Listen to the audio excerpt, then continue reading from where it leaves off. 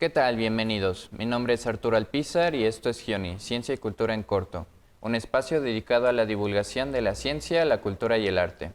El día de hoy hablaremos sobre el género y las lógicas institucionales, nuevas perspectivas en las organizaciones. Un trabajo de la doctora Alejandra Elizabeth Urbiola Solís, quien nos acompaña el día de hoy. ¿Qué tal, doctora? ¿Cómo se encuentra? Muy bien, muchas gracias por la invitación. Es un gusto tenerla con nosotros y bueno, antes de empezar con su trabajo, díganos, se sabe que a lo largo del tiempo se ha dedicado a lo que son las áreas de antropología y economía y que su enfoque principal ha sido el estudio de género en las instituciones.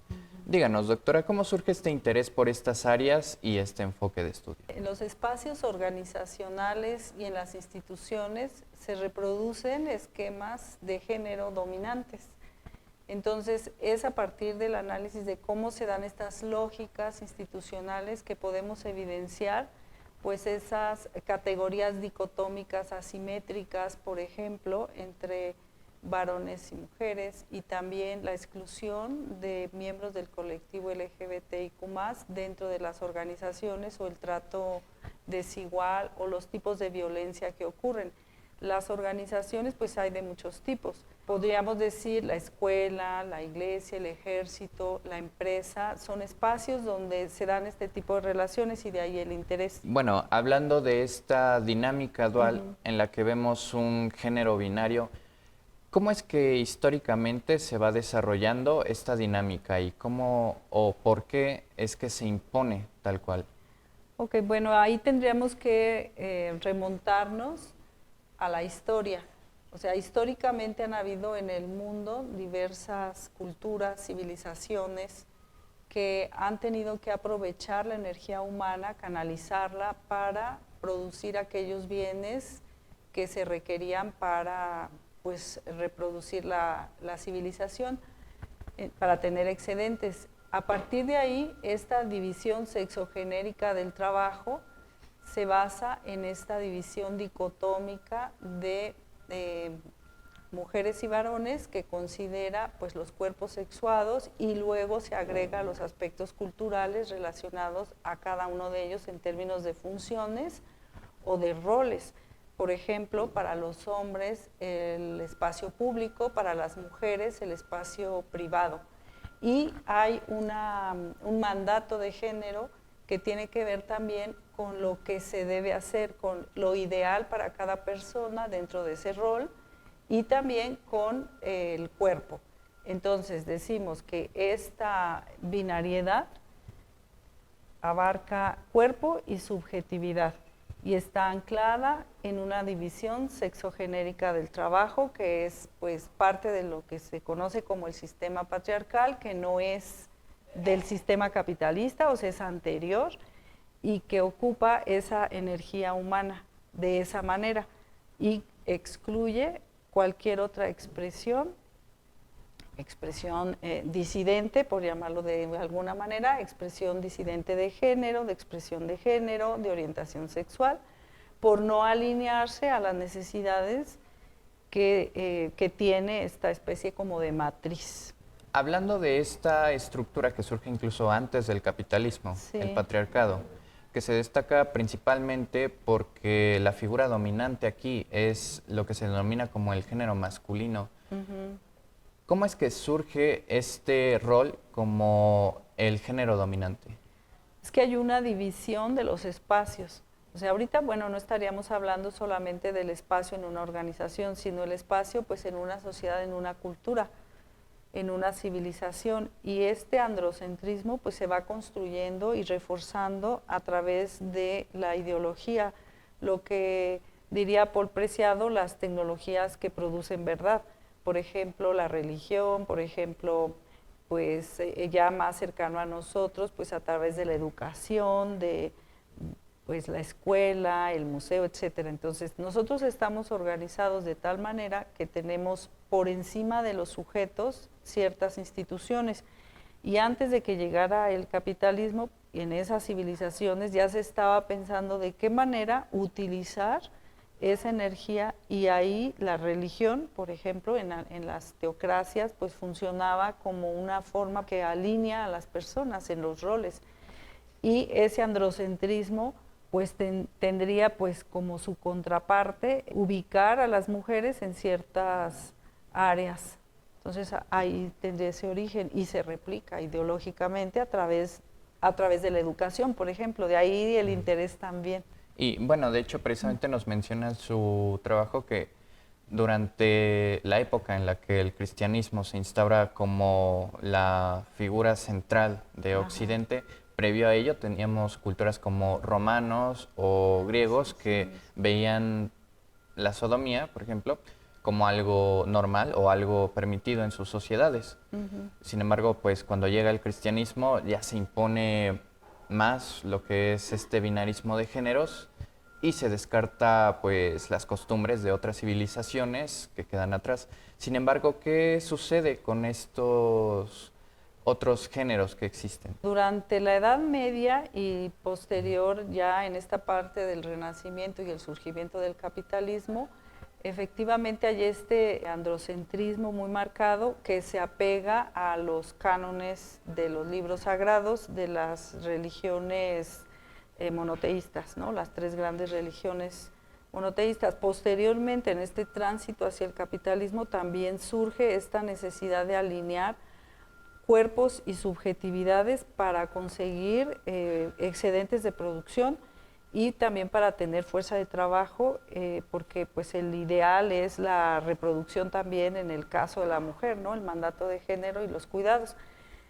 Cuando ya va cambiando el capitalismo en diferentes fases, este colectivo que siempre, bueno, no como colectivo, digamos, las personas con cuerpos que no son el cuerpo ideal, el cuerpo deseable, el cuerpo que se califica como el deber ser, pues comienzan ya en el siglo XIX a hacerse como unas especies de taxonomías donde hay una patologización. Entonces ya la Iglesia, pues nosotros sabemos que la Iglesia tiene como más influencia y poder durante la Edad Media.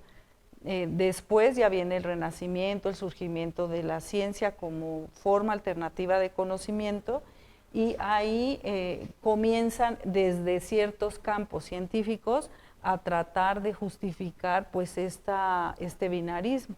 Y podríamos decir, por ejemplo, en el caso del grupo de personas intersexuales, pues empieza la patologización. En el caso de las orientaciones sexuales disidentes, pues también, ¿no? Verlo como una enfermedad, como una persona que tiene un problema, ya sea físico o mental.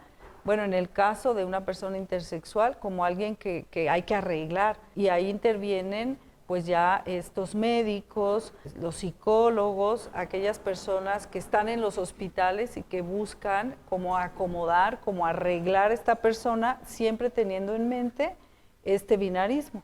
Y del otro lado, pues también las orientaciones sexuales disidentes pues son sumamente rechazadas, y la razón es que pues no es algo natural, que es algo sucio, son personas que pudieran ser hasta delincuentes, o sea, hay muchos estereotipos alrededor de eso.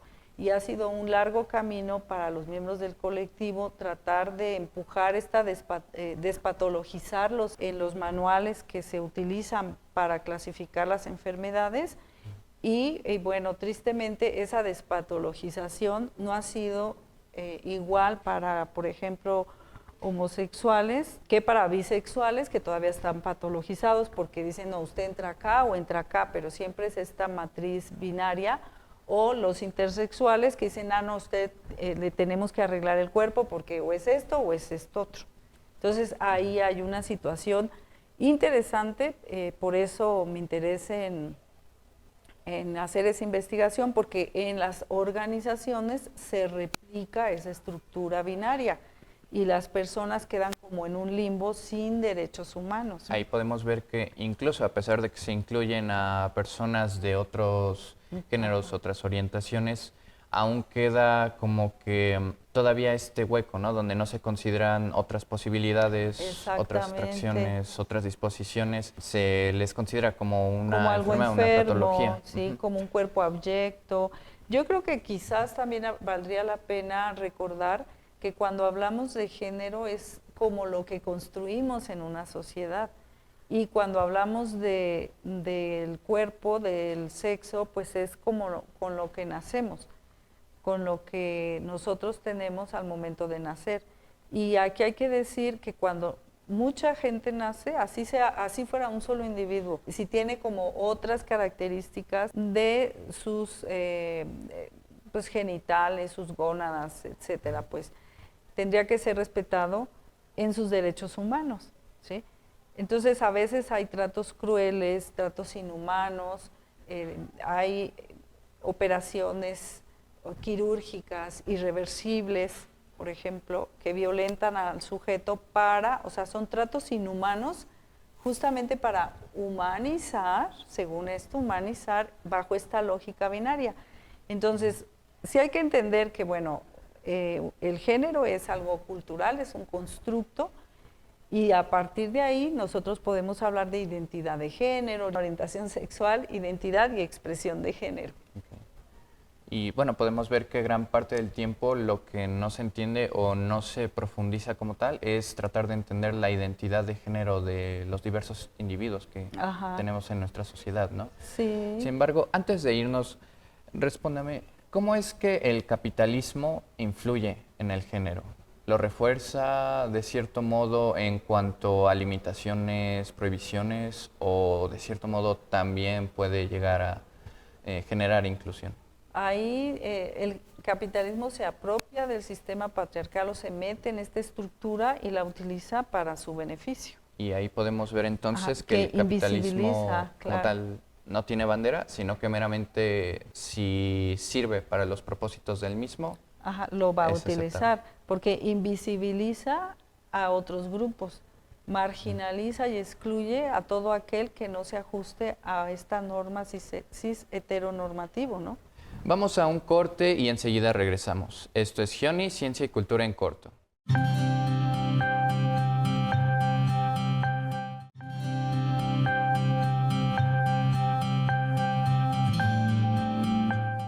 ¿Qué tal? Mi nombre es Arturo Alpizar y esto es Gioni, Ciencia y Cultura en Corto. Regresamos.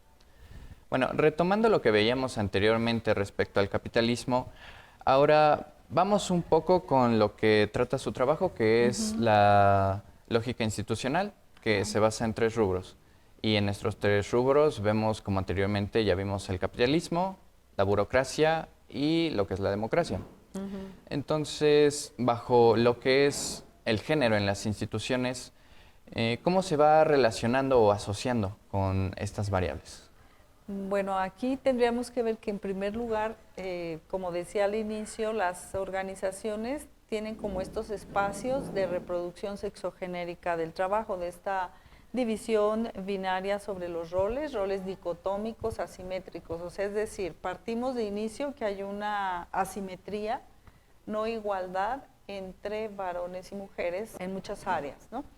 Entonces, específicamente en una organización, por ejemplo, en una empresa o en una universidad, ciertas actividades o roles los realizarán mujeres y otras los varones, entendiendo que atrás de esta descripción de puestos, por ejemplo, está una ideología de género. Si yo, por ejemplo, digo que la enfermera es mejor para atender a un paciente y que una persona que ayuda cargando a un médico tiene que ser varón porque es más fuerte, entonces yo estoy como que reproduciendo esas categorías que yo ya aprendí a lo mejor desde la niñez, en la familia, en esa organización. Entonces, ese sería pues lo primero que tendríamos que tomar conciencia. En segundo lugar, pues como se ha visto que en el siglo XX las mujeres comenzaron a incorporarse gradualmente a los mercados laborales, comenzó a haber un cambio a nivel mundial de los procesos de reproducción del sistema capitalista y que muchos de esos países que antes se llamaban como países periféricos han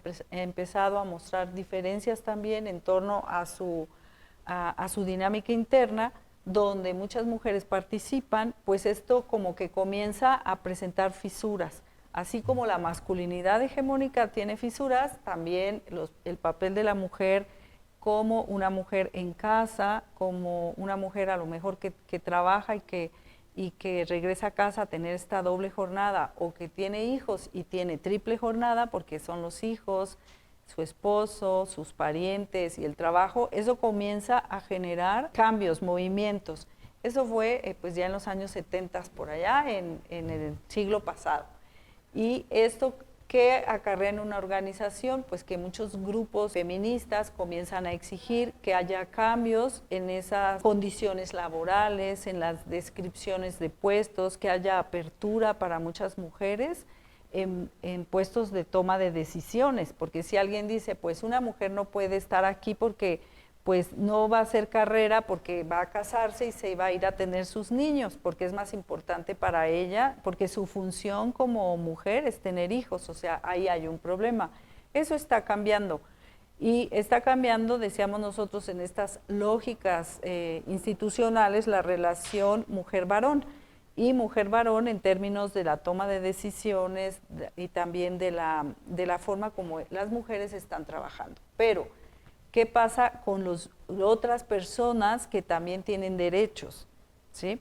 ¿Qué pasa con tu expresión de género o tu identidad de género? Porque no todos estamos alineados en esta matriz. O sea, varón, cuerpo de varón, deseo erótico heterosexual, sino que tendríamos otras como combinaciones que no caben necesariamente por la forma como están estructuradas muchas organizaciones, muchas empresas. Y ahí es donde pues está la lucha del colectivo, primero por despatologizar, que digamos que eso fue hasta los 90, por ejemplo, en el caso de la orientación sexual homosexual, y no se ha despatologizado, por ejemplo, al grupo intersexual ni al grupo bisexual.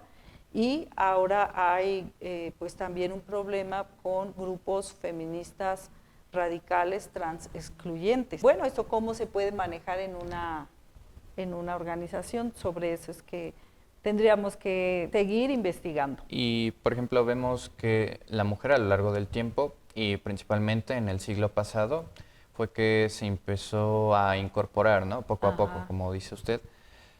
Sin embargo, aún existen ciertas diferencias o ciertas restricciones en cuanto a los roles. En cuanto a su experiencia en diferentes organizaciones, ¿cuáles diría que serían las principales deficiencias en estas organizaciones en cuanto a la inclusión de género o las jerarquías? Yo creo que tiene que ver con la educación y muchas veces lo que la doctora Siobhan Guerrero llama la opresión epistémica.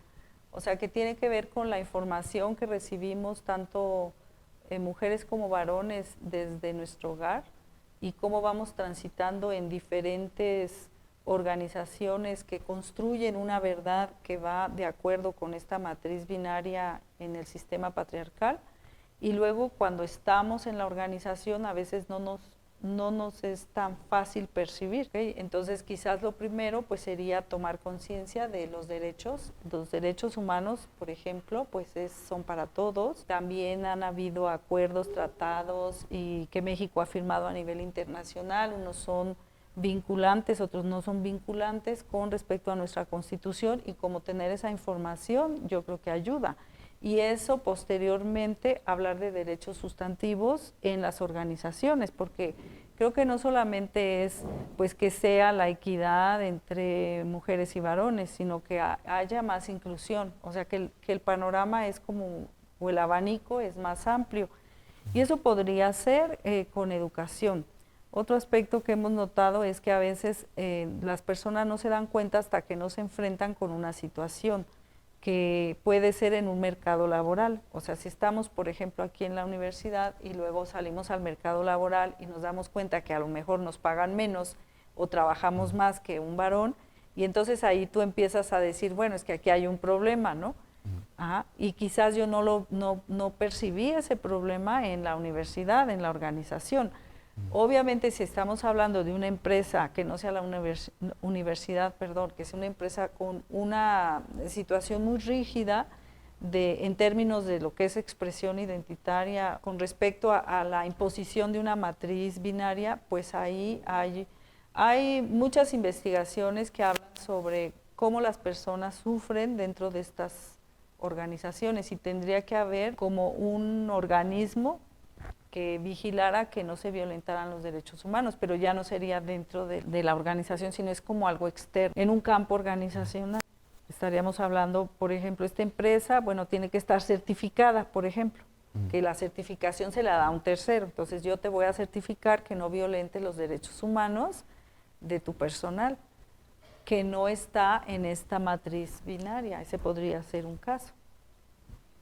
Y, por ejemplo, si tenemos a este tercero, que es el encargado de evaluar, ¿bajo qué criterios podríamos decir que este tercero tiene la capacidad para evaluar a esta organización? Este tercero adquiere legitimidad en un campo organizacional porque cubre ciertos requisitos.